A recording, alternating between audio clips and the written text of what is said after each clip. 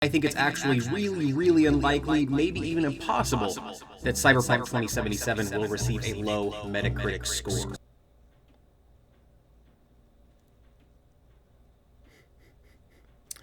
Remember that?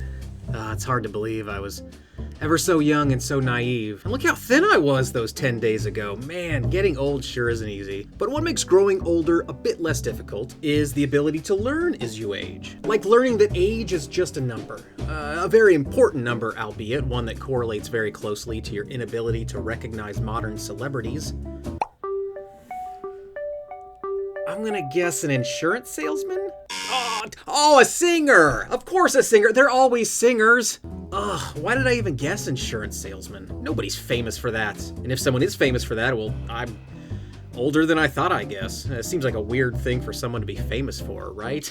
Wait, no, don't start the intro yet. I haven't even told people what this video is about. I spent too much time with that dumb, cold opening bit. Okay, this video is about Stadia's success because of Cyberpunk's failure! Before I go any further, please consider subscribing to this channel. I make videos about video games, including reviews and humorous skits, and sometimes opinion pieces with really dumb intros like this very video. So my 10-day younger self claimed that Cyberpunk 2077 could not possibly receive low Metacritic scores. I cited as evidence of this claim, 1, the pedigree of the publisher, 2, this being a new IP, meaning it lacks any passionate fan base, so therefore there's nothing for fans to poke holes at, and 3, the sheer ambition of the project. And you can see all of this youthful naivety by watching that video linked below. It's adorable. But what I definitely didn't anticipate was that for almost half of the people who bought this game, the game would basically be unplayable. Quick note on the math, I calculate half based on about 60% of sales being on PC, and that the combined PS5 and Xbox Series install base pales in comparison to the last generation console install base, and though I love Stadia and will be talking more about Stadia in this video, I have to assume the Stadia user base is much lower than the console brethren. Therefore, almost half of Cyberpunk 2077 players are on last-gen consoles and can't rightly be called players. Eventual players, maybe, is more appropriate. Or current angry people. Most current angry people can't play Cyberpunk 2077. That's your headline, Polygon. To be fair, the PC score is strong, so I wasn't exactly wrong about the review scores, but the soul of that video was about CD Projekt Red delivering a game that players would love. And they didn't do that, because for most players, the game isn't in a lovable state. The game is like a pet that hates you. It bites you, even though you give it food and a home, and then it pees on your carpet. Oh no, come on, bad Cyberpunk, bad! No!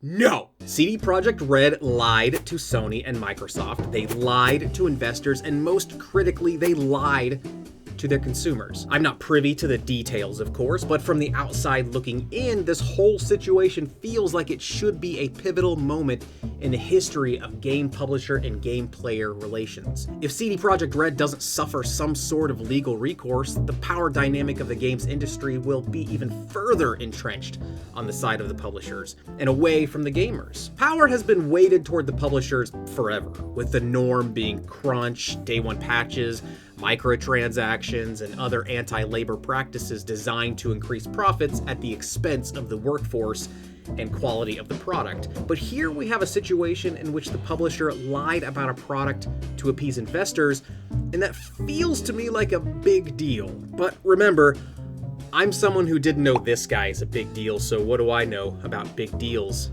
But there's a silver lining to the story, as there are with most stories, specifically stories involving coats lined with silver. Why is silver lining a good thing? I don't know, the saying should be cotton lining or velour lining. I don't even know what velour is, but it's gotta be more comfortable than wearing a coat lined with the metal we've all agreed can kill werewolves. Werewolves are strong, that can't be a comfortable metal. Knives kill humans, you want a coat lined with knives?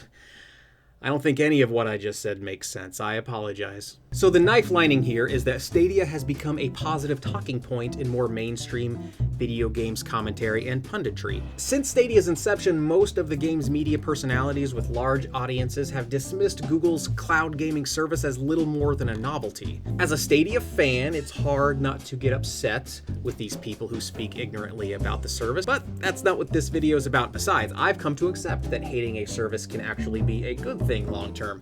Watch my video all about that if you feel yourself getting a bit heated on the topic. That video, linked below, is like a warm hug for Stadia fans. A common line I hear from games pundits is that CD Projekt Red's inability to deliver a version of Cyberpunk 2077 that can play on last-gen consoles has forced otherwise disinterested gamers to settle for using Stadia if they want to play the game. And while the dismissive tone is largely one of ignorance, the observation is valid. People who weren't interested in trying Stadia, perhaps due to the very pundits' ignorant denouncements of the platform, are now trying Stadia. And in general, those first-time players seem to be very happy. Stadia's competence has surprised a lot of otherwise dismissive gamers. That is unequivocally a net positive for Stadia and those gamers. All of this talk of Stadia's surge as of late, at its core, is a conversation about competition. And there are two ways for companies to succeed relative to competition. One, the competitor fails to deliver a desirable product, therefore allowing, in this case, Stadia to shine. Or two,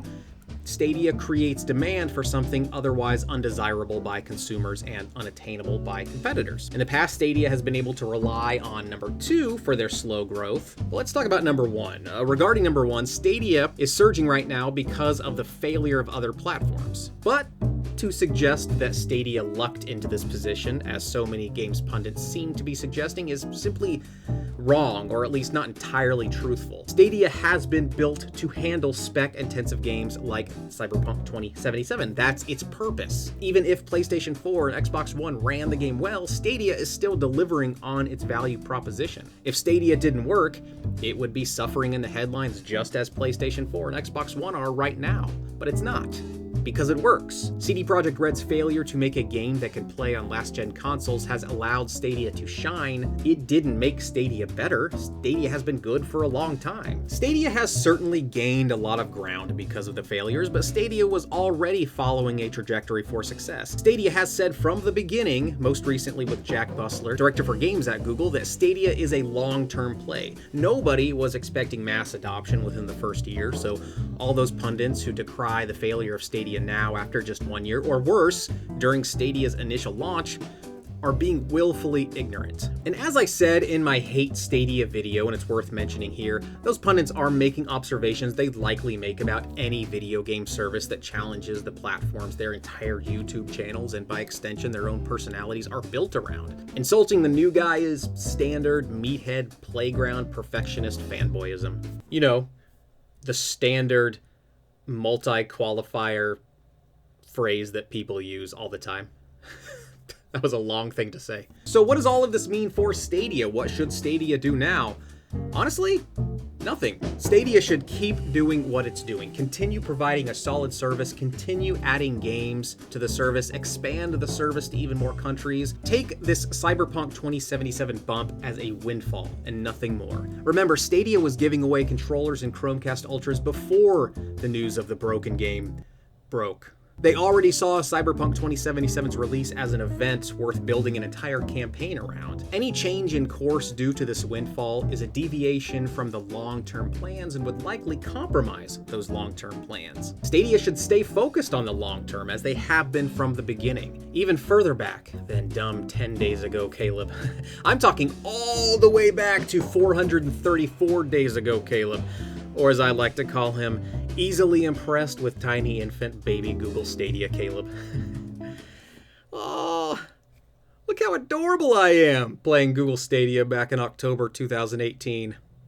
Oh, I just want to pinch his cheeks. Let me know in the comments below how your experience with Cyberpunk 2077 has gone. Are you playing it on Google Stadia? Do you think Cyberpunk 2077 will have a lasting impact on Google Stadia's presence in the gaming world? Or are you perhaps playing on a PS4 and Xbox One and actually having a pretty good experience? I want to know those stories as well. Please like, subscribe, and click the bell icon to make sure you don't miss future videos. If you are still watching this video right here, you obviously got something out of it. You must kind of like it a little bit, right? So it only makes sense to give it a thumbs up and to subscribe for more videos just like this. Videos in which I promise I will pronounce subscribe better.